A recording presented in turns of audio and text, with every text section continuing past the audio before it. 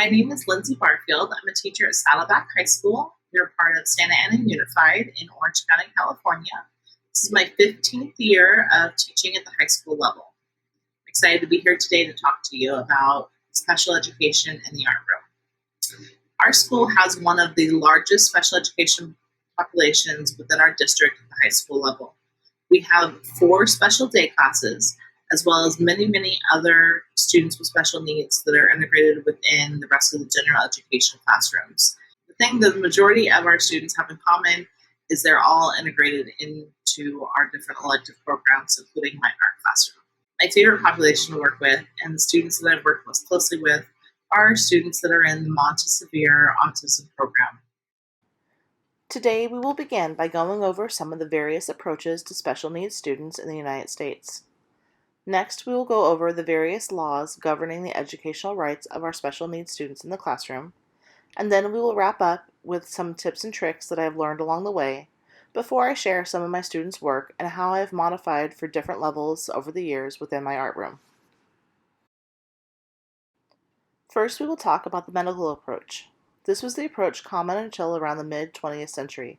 The idea here is that the individual was broken and needed fixing or a cure.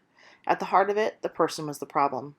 Beginning around the 1950s, the approach began to shift to a social model, with the idea being that the structures within society that were the problem and that society needed to adjust.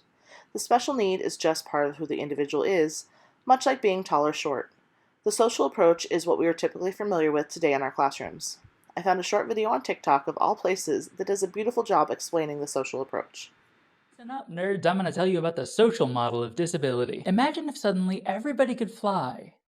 But you. That'd suck, right? Being the only one who couldn't fly. But you wouldn't be disabled. Everything else is the same. It wouldn't affect your job because even if your coworkers can hover up to the higher shelves, you can still go get the ladder. Your friends might start flying to school, but you can still drive. But then some fancy architect puts a new building on your campus and it has no stairs, no elevators, just open shafts. And you've got a class on the 3rd floor of that building. Now you're disabled. You have been made disabled, not by your inability to fly, but by the failure of your society to provide accommodations for your needs. The social model says that disability isn't a quality of a person, it's a quality of the relationship between a person and their society. A person who uses a wheelchair isn't disabled in a building with well-placed ramps and elevators. A nearsighted person isn't disabled with glasses on.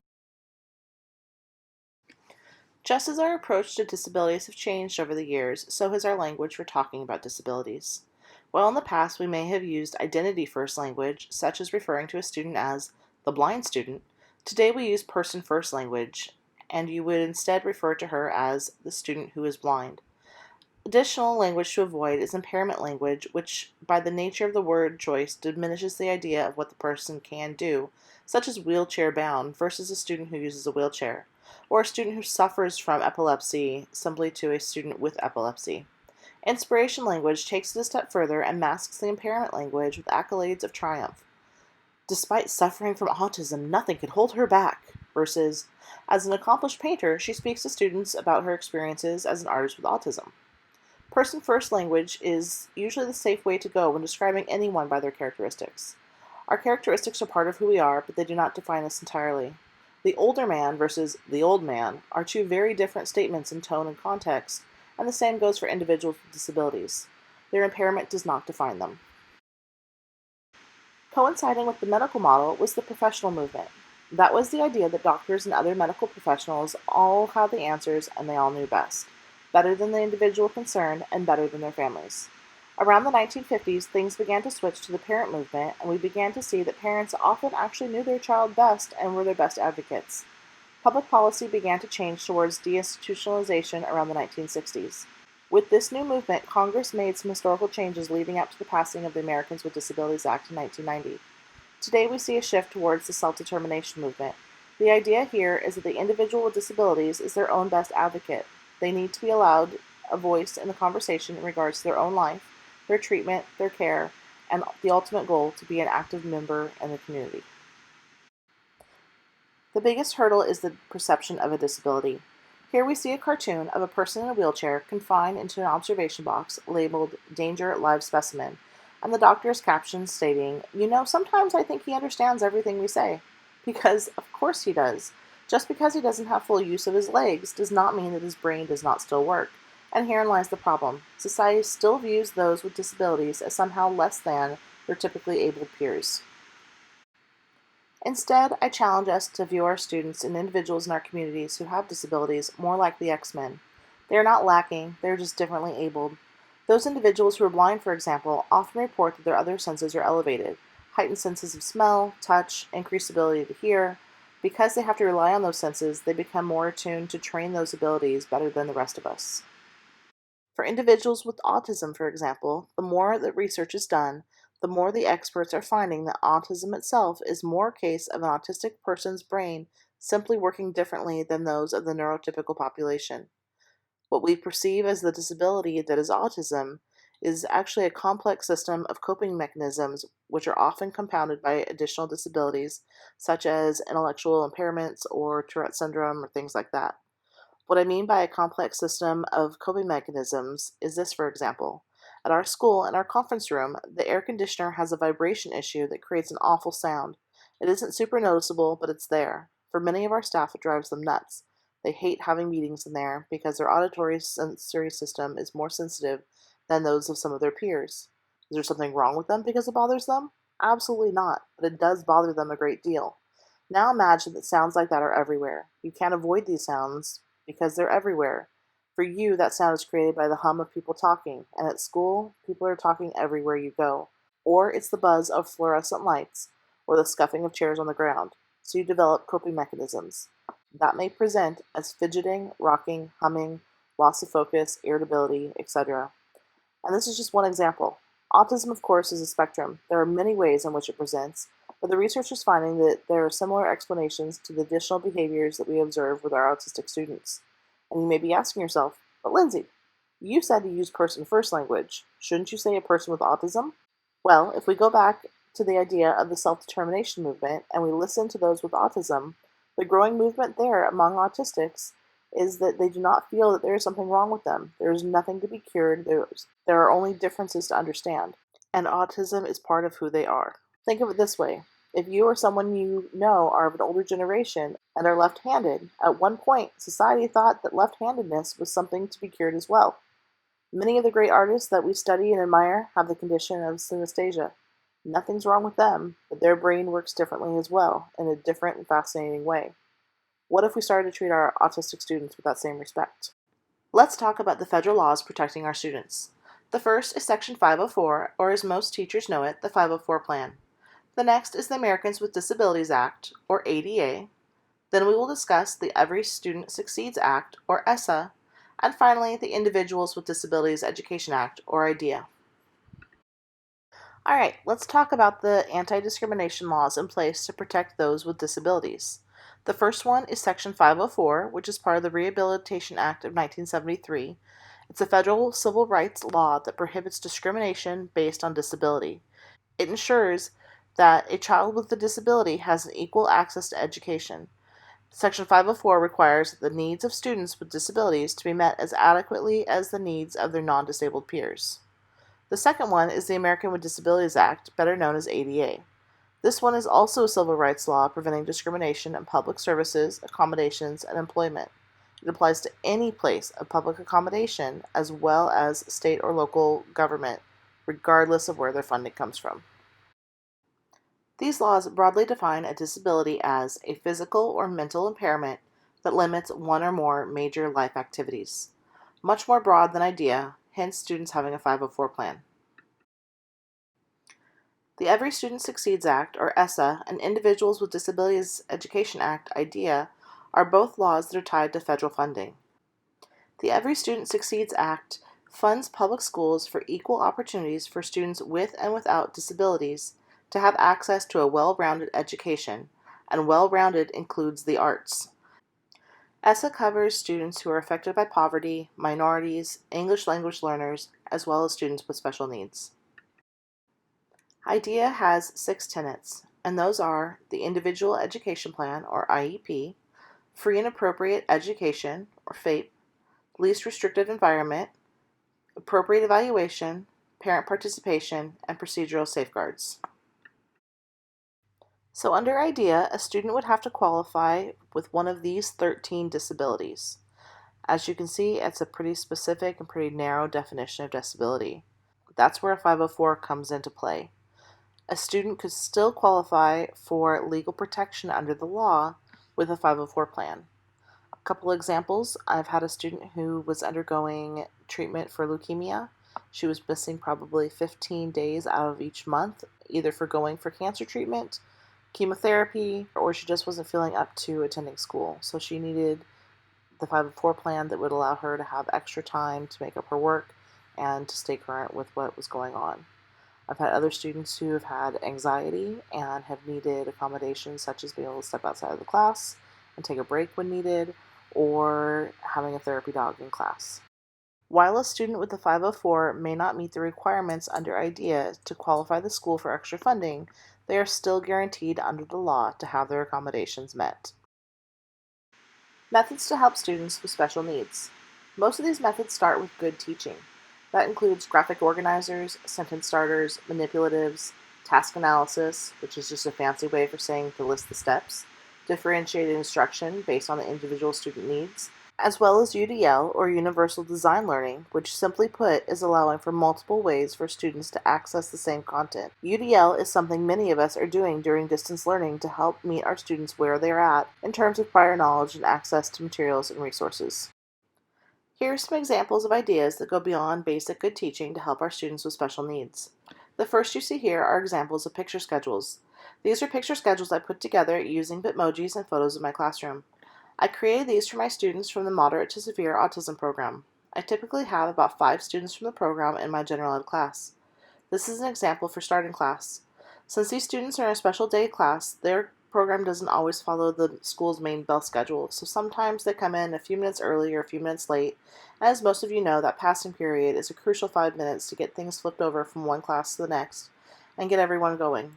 So I found with these picture schedules, it helped these students know what to do when they came in, even if I was not able to immediately help them. The next one is an example for the end of class because, again, the bell schedule wasn't always their schedule. Sometimes they would need to leave earlier to go back to class, to go as a group to get their lunch before the rest of the school was released. So the end of class one helped as a reminder of the steps, and these were tailored to my specific kids. I had a couple who it was difficult for them to get to stop and clean up because they loved being in art class. I had some who had anxiety about getting back to class, so they would leave everything right where it was and just leave. Others would take off once they were cleaned up. So this ended with the reminder to wait until either I or their aide had dismissed them. The third example is for a project. This last year, I had 4 students from the program, 2 who had advanced and did not need the one-on-one support of their classroom aide, and 2 who had confounding disabilities in addition to their autism and needed the one-on-one support. For my 2 boys who were on their own, I set them with 2 of my advanced students to help them.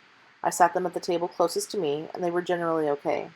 But I found that they would finish a step and either stop and just draw on their sketchbook, or they would plow right through the 2-week project in 1 hour without checking in between steps.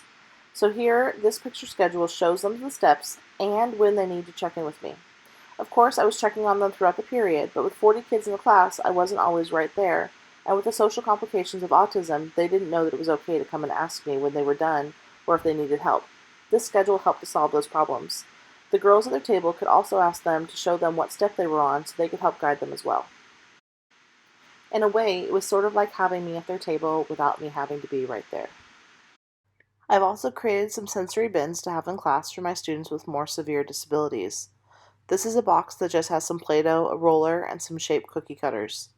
This allows for students who may need more gross motor practice and physical stimuli to still be working with the art room content using vocabulary of shape, color, line, and texture depending on their level, either using the terms themselves or having their aide describe them using the terms.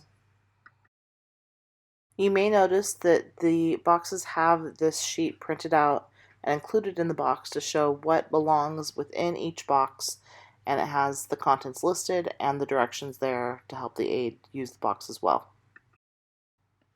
The pattern sticks in this box are a great option for students who might need a brain break during the class period.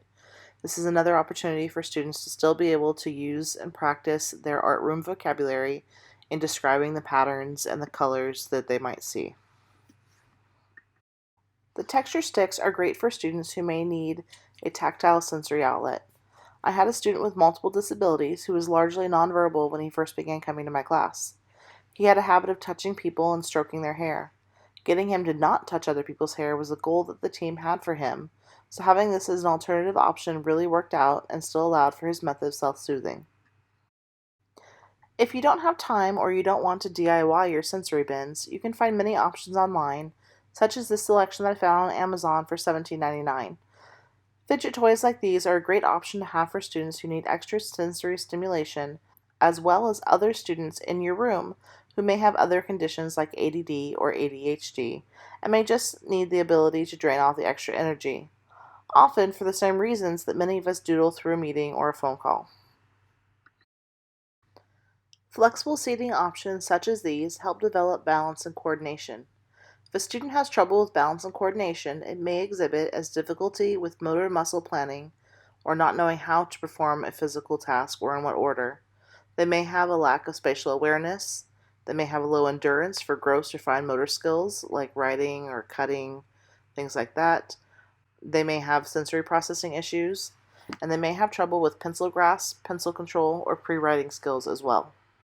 Noise-canceling headphones are a great option for students with sensory issues that are triggered by noise. While these are great to block out all noise, be sure to consult with your students' paraprofessionals and case carriers as well. I had a student, the mostly nonverbal student that I mentioned earlier, and while noise bothered him, it was more so the ambient noise such as the buzzing of the lights. So when it was too quiet in the room, he would begin having trouble. I began playing music at a low level in class, and that seemed to help, but some days it was still too much stimulus for him. One day we were playing 80s music, and he began to hum and sing. Remember, this is the student who is mostly nonverbal, but he was singing in class. His aide and I were shocked. She shared with his case carrier, who mentioned it to his parents, and turns out Mom and Dad listened to the 80s at home, so it created a safe and calming environment for him. It was a win-win because I love the 80s, and it gave me a great excuse to play it more in class. You may have students who need adaptive art tools. I had a student who had difficulty with gross motor control. He was intellectually average to above average, and his inability to make the brush do what he wanted was a major frustration issue. Through observation, I realized that he needed a brush with fewer bristles and shorter bristles and a fatter handle. I took a large brush and cut it down to be what he needed. Often the adaptive tools are things that you will need to make based on what you see as the issue. Additional tools that are helpful are assistive and augmented devices you may experience with the high-tech versions like a tablet or the low-tech version that may just be a printed piece of paper that can be laminated in your classroom. This one is linked and is free on Teachers Pay Teachers. Tools like this are very helpful for a variety of students. I've had several students who are deaf use the iPad version to communicate on a regular basis.